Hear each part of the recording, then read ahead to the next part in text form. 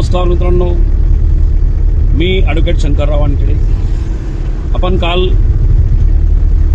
जो व्हिडिओ काढला त्या पाण्यावर बगर हातपाय हलवता झोपताना, तर त्या काढण्याच्या पाठीमागचं कारण काय होतं की माझ्यामध्ये काही सुप्त गुण आहे। मी त्याची प्रॅक्टिस केली होती काही वर्ष। ते प्रॅक्टिस करत असताना मला असं लक्षात आलं होतं की मी पाण्यावर झोपू शकतो बगर हातपाय हलवता। ही इतकी सिंपल आणि साधी पद्धत मला त्या टायमाला वाटली होती की त्याचं मला महत्त्वच कळालं नाही।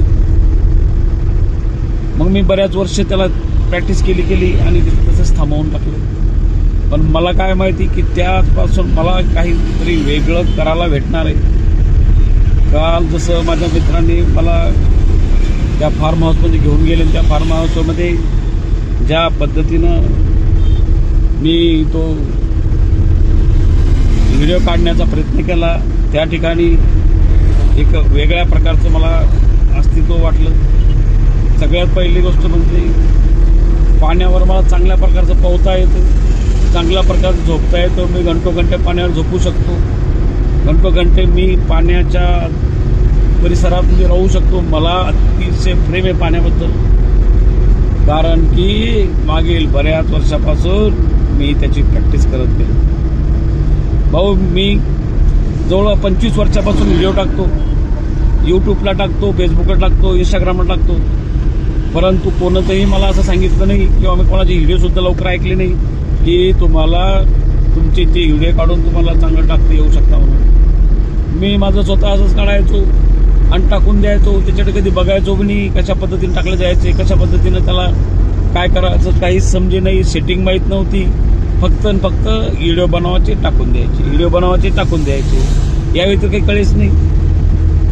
बरं, मोठ्या प्रमाणामध्ये ओळख, मोठ्या प्रमाणामध्ये फॉलोअर्स, मोठ्या प्रमाणात सबस्क्रायबर होऊ शकता। तर लोकांनी 7-7 वर्ष ते सगळं वापरून घेतलं आणि आता आम्हाला नंतर जाग आली 7 वर्षानंतर काय करायला पाहिजे।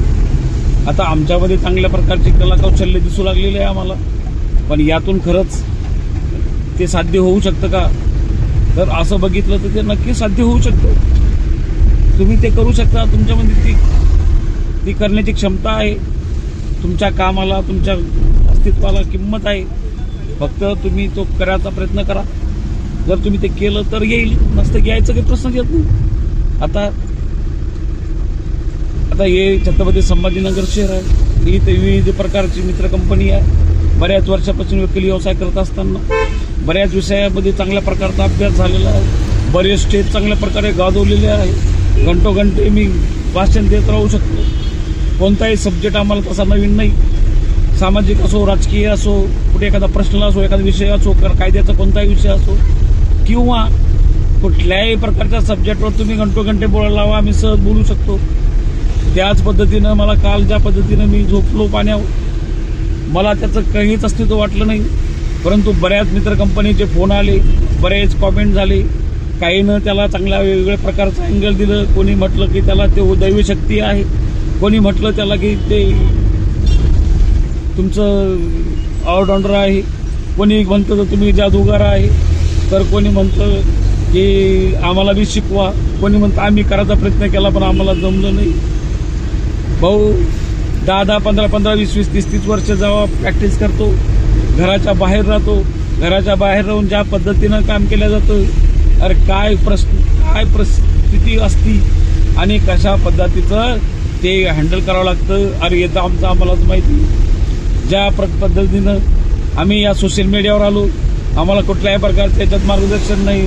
अहो, साधा कुठल्याही प्रकारचं एखादा आपल्याला व्हिडिओ टाकायचा असेल फेसबुकवर, इंस्टाग्रामवर, यूट्यूबवर, किंवा एखादा व्हिडिओ चांगल्या प्रकारे लोड करत असेल, फोटो लोड करत असेल, काही एखादी चांगली प्रकारची माहिती देत असेल, याच्याबद्दल कुठल्या प्रकारची चांगली माहिती नाही, ना कोणाची गाईडलाईन नाही, मग अशा पद्धतीमध्ये आम्ही सोशल मीडियावर मास्टरकी घ्यायची कशी? ते तरी 25-25 वर्षापासून काम करू लागलो, तरीसुद्धा असं वाटलं नाही की यातून काही 2 पैसे येईल किंवा आपलं एखादं चॅनल मॉनिटाईजच्या माध्यमातून चालेल।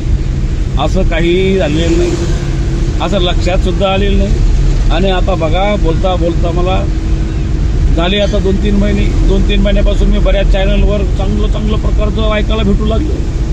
अहो काय नाही त्याच्यामध्ये, त्यात सगळं आहे. कोणी म्हणतो म्हणजे माझे 500 फॉलोअर्स आहे, कोणी म्हणतो माझे 1000 आहे, कोणी म्हणतो माझे 10,000 आहे, कोणी म्हणतो माझे लाख आहे, कोणी म्हणतो माझे 10 लाख आहे, कोणी म्हणतो माझं 50 लाख आहे, कोणी म्हणतो माझं 100 लाख आहे.